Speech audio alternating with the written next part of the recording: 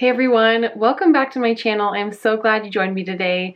Welcome back to a Finance Friday episode where we're going to talk about the 5 accounts that you need to have by the time you're 30. Of course, there is no deadline. You're never too late to start these accounts, of course, if you're past 30, but you're also never too young, and actually the younger the better. If you're younger than 30, really good idea to get this set up. But before we dive into it, I would like to thank the sponsor of this video, Skillshare. Thank you so much for sponsoring this video. Skillshare is an online learning community where thousands of people can take any number of thousands of available classes to learn about whatever they want.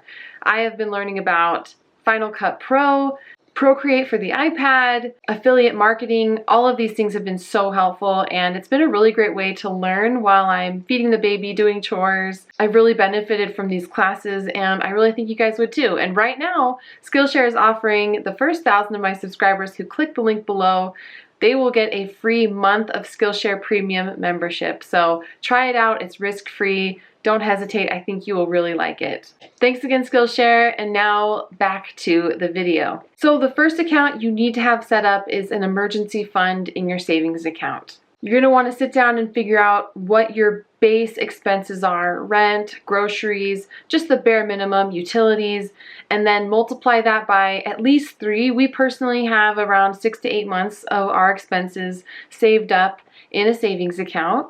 Of course, it just depends on how risky your job is. If you're a reseller full-time, you probably want more in your emergency fund to save because we don't always have the steadiest income or the steadiest job, right? It's just a little different when you are self-employed or you're an entrepreneur.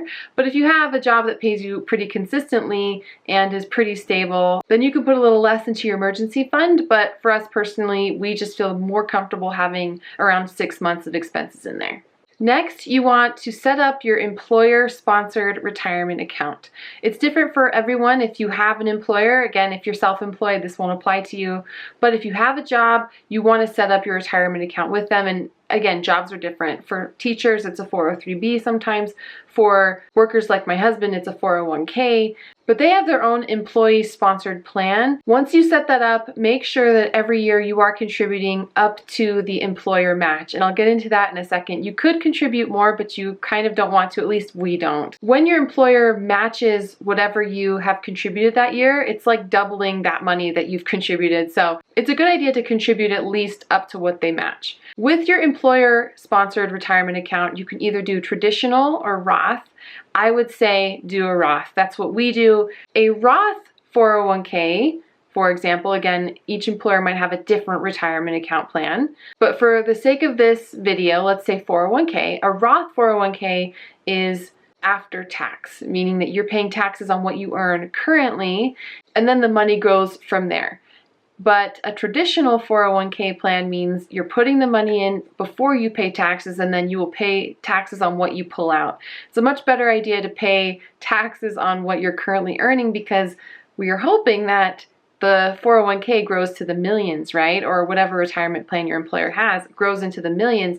You don't want to pay taxes on those millions of dollars. You'll end up paying a much higher percentage. After you have set up your employer-sponsored retirement account, you want to set up an individual retirement account. And remember how I said before, you just contribute up to the match for your employer? Well, you're going to now take the rest of that money and put it in your Roth individual retirement account. Again, you could set up traditional. We like the Roth because it's after taxes and that can grow tax-free after that. So we recommend a Roth IRA, a Roth individual retirement account, and after you have finished in the previous step, setting up your employer retirement account, contributing up to the match, you then want to take the remainder and put that into the Roth individual retirement account or Roth IRA. The reason for this is because your employer's retirement account generally only lets you invest in a conservative pool of investments. With a Roth IRA that you set up outside of your work, you have a lot more investment options and you can be a little bit more aggressive with what you put into the market and watch it grow a little more aggressively. You have more options, you have more flexibility, and that's why we like it. And with the Roth IRA as well, you can set one up for you and your spouse. It doesn't depend on an employer.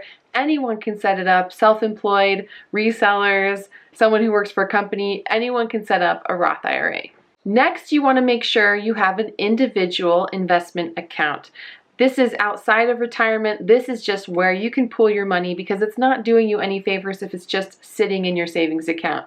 We personally like to use Vanguard. It's known for having pretty low fees. It's a little bit tricky to set up, or at least it was for us many years ago. I think it's gotten a little bit simpler now, but you set up a Vanguard account, and once you've linked your bank account, you can then invest in a Roth IRA. You can set up a Roth account for you and your spouse.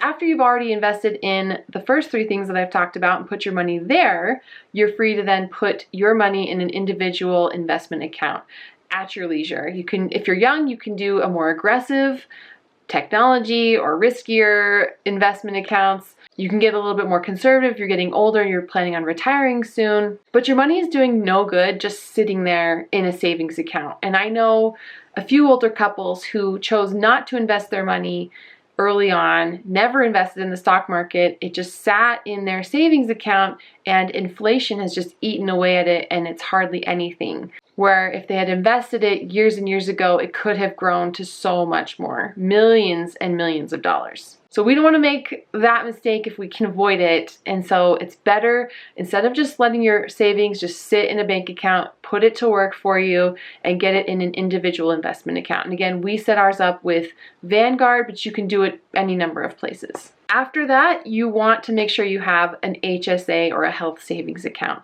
This only applies if you have a really high deductible insurance plan. I think most people do these days.